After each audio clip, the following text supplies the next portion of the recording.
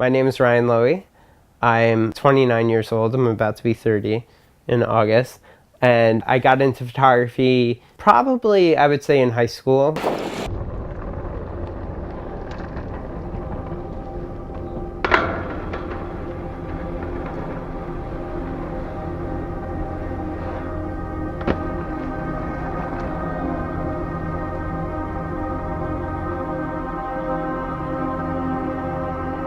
When I was in roughly 10th or 11th grade, I took a black and white course and I was just shooting pictures or whatever.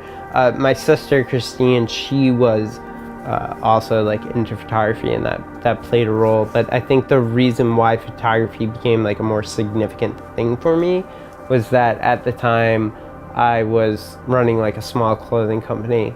I sponsored a few different rollerbladers, and I bought a camera to photograph the clothing that I was making at the time. Currently, I work for a plumbing supply as an inventory analyst. Yeah, pretty much an inventory analyst, and I also work on like operations and communication and stuff like that. I try and write out like portrait ideas. I haven't like utilized pretty much a lot of them that I really do want to utilize, and then like sometimes I'll see, can you stop? I'll sometimes like see pictures and like print them out and like make a little fucking collage or some shit. I'll do some, like this is kind of like what I'm gonna work on with Sean. Bring over the record to your right, I mean left. There you go, just like that. Eventually photography became more of a I guess a passion for me in a way, and I eventually started photographing skating more, and over the years I developed into who I am. And then would you stop barking?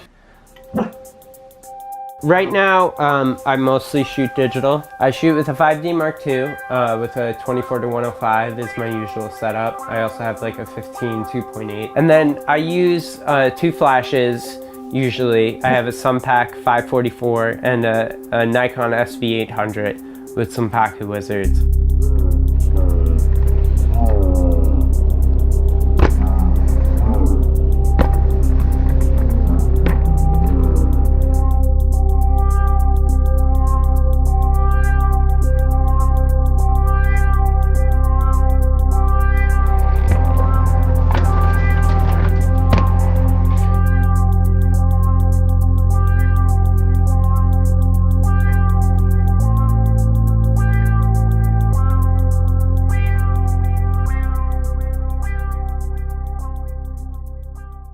When I go into these shoots, I mean, I always try and have a premeditated plan of what we're going to look to get done. I mean, obviously the weather is going to be a factor that, can change things, and like, spots can be tough because whether or not they're a bust or not, and depending on the people that are there, it can all really, take its own course. But I mean, for the most part with that shoot that we had that day was a very productive one. We went out, we hit spot after spot after spot, and everybody laced, and we got what we needed. So it was definitely productive, and having, everything be reliable from, the skater to the lighting and the weather and my equipment too, because I can't tell you how many times I've been on a shoot and like my flashes won't fire. They just are like, we're not gonna work today. And I'm like, awesome, and so a shoot really can go any which sort of way, and you just have to be good enough to know how to deal with it. And I think that maybe that's something I've gotten better with over time, is knowing how to roll with the punches, so to speak, and being like, all right, if my flashes stop working, I can at least still shoot this wide open and like get some sort of image, even though it's not the kind of image I want, and learning to take that compromise and work with it the best way possible.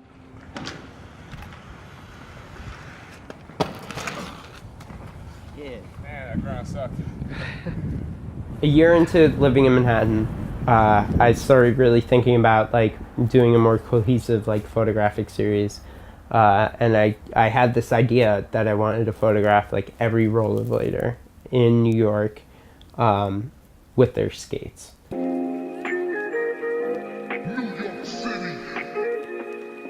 So I'd always been into like what people were skating, and like I thought that was like a common thing that people would always be, you know, intrigued by and whatever. I was shooting with Dave Toro at the time. I remember I went back to his place and, you know, I told him about it. I was like, you know, dude, I really want to do this series. I was just like, you know, I'm so kind of caught up about it because I know it's going to be literally fucking impossible to get rollerbladers to come to a studio, sit for a session, and like get a photo. And he told me about an idea that he had because he did the branding for Billy O'Neill's street invite.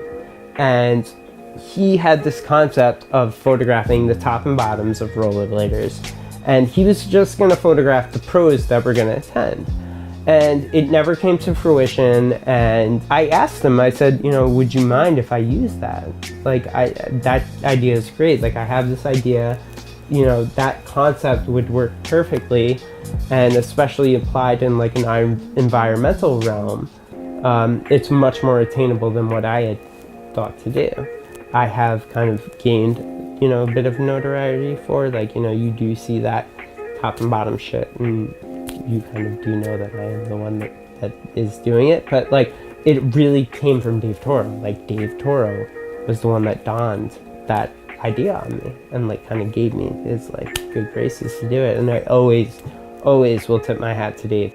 That trick was fucking awesome. That bitch was off the chain, son. Thank you, buddy. Thank you for supporting. That shit was. Yeah.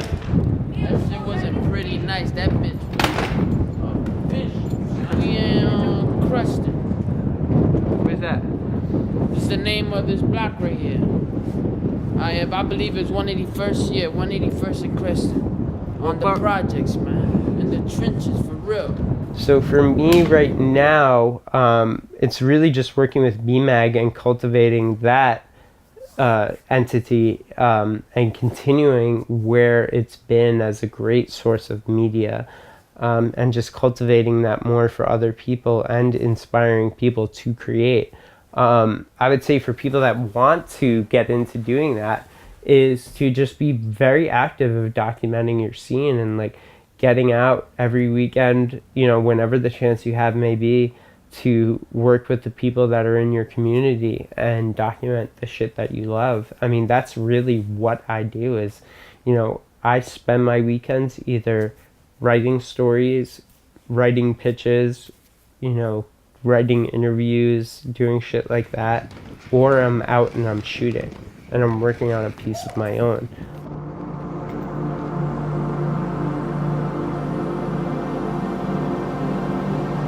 People's posting about skating, talking about rollerblading, inspiring other people to skate, getting new people to skate, that's the shit that will save rollerblading. Nothing else.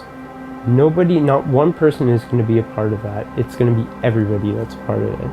And the documentation, the media, the coverage, that is like an integral part that has to be there. Otherwise, how the fuck are you going to know about it 10 years from now?